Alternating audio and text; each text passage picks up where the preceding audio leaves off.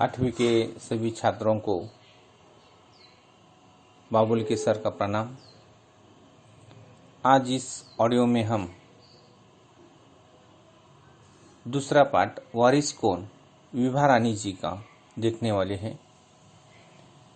विभा रानी जी का जन्म 1959 में मधुबनी बिहार में हुआ है।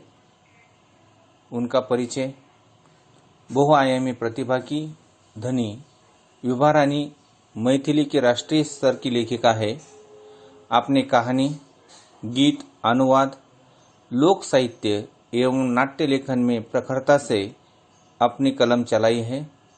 आप समकालीन फिल्म, महिला व बाल विषयों पर लोकगीत और लोक साहित्य के क्षेत्र में निरंतर काम कर रही है।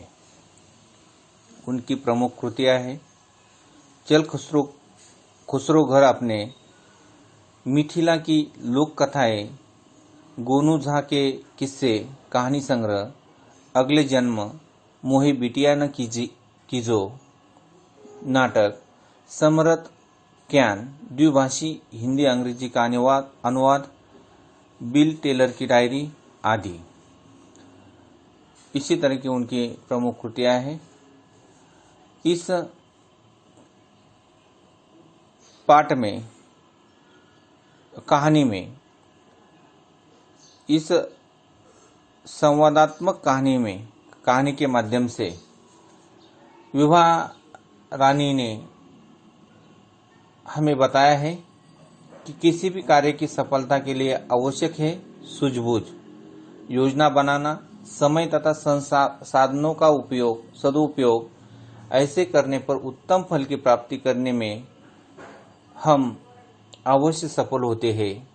कहानी के राजा ने अपनी 4 पुत्रियों में से उचित उत्तराधिकारी का चयन करने के लिए उनकी बुद्धिमानी की परीक्षा ली और सफल राजकुमारी को राज्य का राजा बनाने का निर्णय लिया। वारिस कौन इस कहानी में जितने भी कठिन शब्द आएंगे वो लिख लीजिए अपने काफी में, और जो व्याकरण की दृष्टि से जो आएगा वो मैं बताने वाला है, वही आप लोग काफी में लिख लीजिए। वारिस इस शब्द का अर्थ है उत्तराधिकारी। कहानी को शुरुआत करते हैं। एक राजा था, उसके 4 बेटियां थी। राजा ने सोचा कि इन चारों में से जो सबसे बुद्धिमान होगी उसे ही अपना राजपाट सौंपेगा। इसका फैसला कैसे हो वो सोचने लगा। अंत में उसे एक उपाय सूझ गया। राजा होने के नाते उन्हें अपने राज्य की चिंता थी और उन्हें कोई पुत्र नहीं था। 4 जो थी वो बेटियां थी, और इसमें कौन बुद्धिमानी है, कौन इस राज्य को ठीक तरह से संभालेंगी, इसके लिए वो एक उपाय ढूंढता है। उपाय यानी युक्ति, तरकीब। यहाँ 4 बेटियां शब्द आए हैं। परीक्षा के लिए पूछा जा सकता है कि एक वचन और बहुवचन लिखो। उसमें बेटियां शब्द दिया तो एक वचन में हमें बेटी लिखना है, बेटी, बेटियां, इसी तरह लिखना है। तो बुद्धिमती यानी बुद्धिमान, राजपाट यानी राजगद्दी, सौंपना यानी देना, फैसला यानी निर्णय, निर्णय। तो उसने एक दिन चारों बेटियों को अपने पास बुलाया, सभी को गेहूं के 100 दाने दिए और कहा, इसे तुम अपने पास रखो। 5 साल बाद मैं जब इन्हें मांगूंगा तब तुम सब मुझे वापस कर देना। तो उन्होंने अपनी बेटियों को पास बुलाया और बुलाने के बाद सभी को गेहूं के 100 दाने दिए और उनसे कहा कि इन्हें अपने पास रखो। पास यानी करीब। पास यानी करीब, और उनसे कहा कि मैं इन्हें 5 साल के बाद इन्हें मांगूंगा, तब सब मुझे वापस कर दो। वापस करना, लौटाना, वापस करना, लौटाना। गेहूं के दाने लेकर चारों बहनें अपने अपने कमरे में लौट आई। बड़ी बहन ने उस दानों को खिड़की के बाहर फेंक दिया।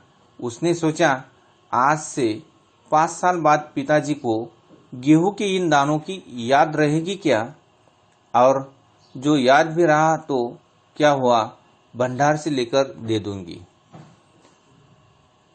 तो जब चारों बहनें अपने अपने कमरे में लौट आए नहीं यानी वापस आना, तो बड़ी बहन ने उस दाने को खिड़की के बाहर फेंक दिया और उसने ये सोचा यानी विचार करना कि पिताजी को 5 साल तक ये बात क्या ध्यान में रहेगी। अगर रह भी गई तो मैं इन दानों को भंडार से लाकर दे दूंगी। भंडार, खाद्य सामग्री रखने का स्थान, जिसे हम गोदाम कह सकते हैं। दूसरी बहन ने दानों को चांदी के एक डिब्बी में डालकर उसे मखमल के थैले में बंद करके सुरक्षा से अपनी संदूकची में डाल दिया। सोचा, 5 साल बाद जब पिताजी ये दाने मांगेंगे तब उन्हें वापस कर दूंगी। तो दूसरी बहन ने सोचा कि पिताजी ने दिए हुए दाने उन्होंने चांदी की डिब्बी में रखा। डिब्बी शब्दों को लिंग बदलकर लिखो, डिब्बी, डिब्बा, इसी तरह हमें लिखना आना चाहिए। तो डिब्बी में रखकर मखमल के थैले में बंद करके यानी बांध कर रखा है। मखमल यानी रेशमी कपड़ा में, और संदूकची में डाल दिए। संदूक यानी छोटा बक्सा, जिसे मराठी में हम पेटी कहते हैं, उसमें डालकर सुरक्षित रख दिए। तीसरी बहन बस सोचती रही कि इसका क्या करूं। चौथी और छोटी बहन तनिक बच्ची थी। शरारतें करना उन्हें बहुत पसंद था। उसे गेहूं के भुने दाने भी बहुत पसंद थे। उसने दानों को भुनवा कर खा डाला और खेल में मग्न हो गई।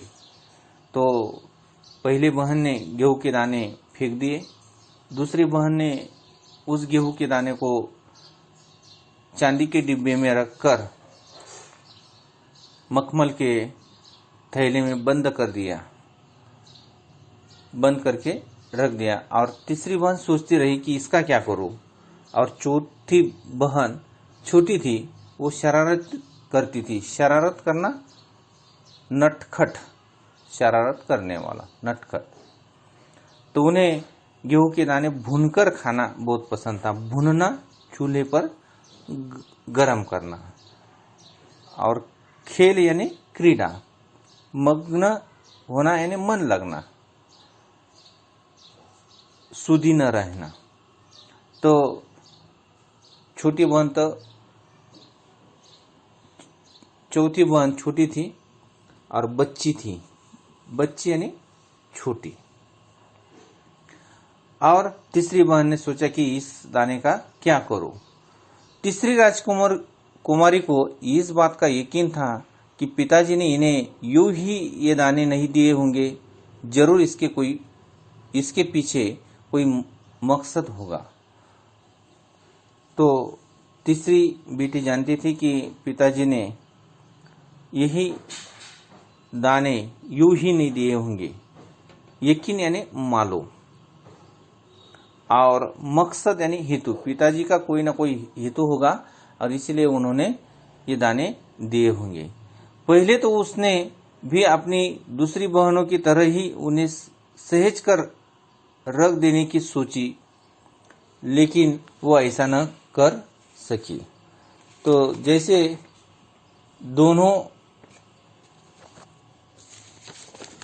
जैसे दोनों बहनों ने किया, उसी तरह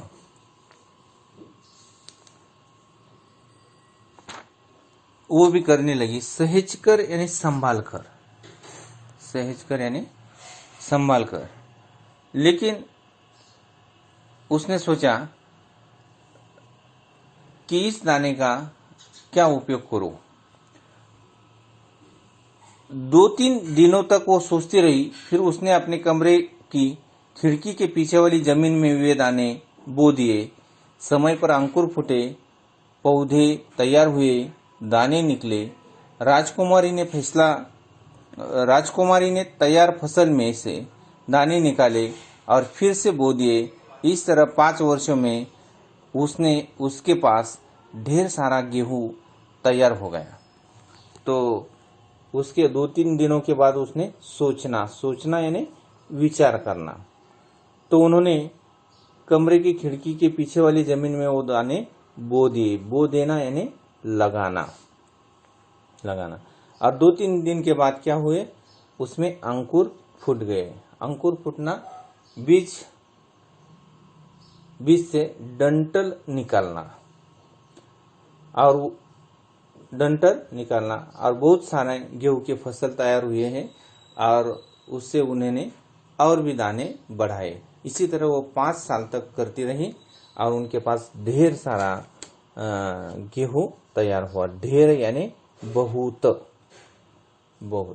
परीक्षा के लिए पूछा जा सकते हैं ऐसे। इसी में से पर्यायवाची शब्द लिखो। चांदी, इस शब्द का अर्थ है रजत। राजा,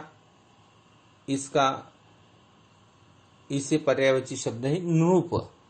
और खेल, इस शब्द को पर्यायवाची है क्रीड़ा। लिंग बदल कर लिखो। संदूकची संदूक, डिब्बी डिब्बा, बच्ची बच्चा, बुद्धिमती बुद्धिमान। इसी तरह परीक्षा के लिए ये पूछा जा सकते हैं। जितने भी कठिन शब्द है वो अपनी कॉपी में लिखो। आज इतना ही। फिर मिलेंगे। धन्यवाद।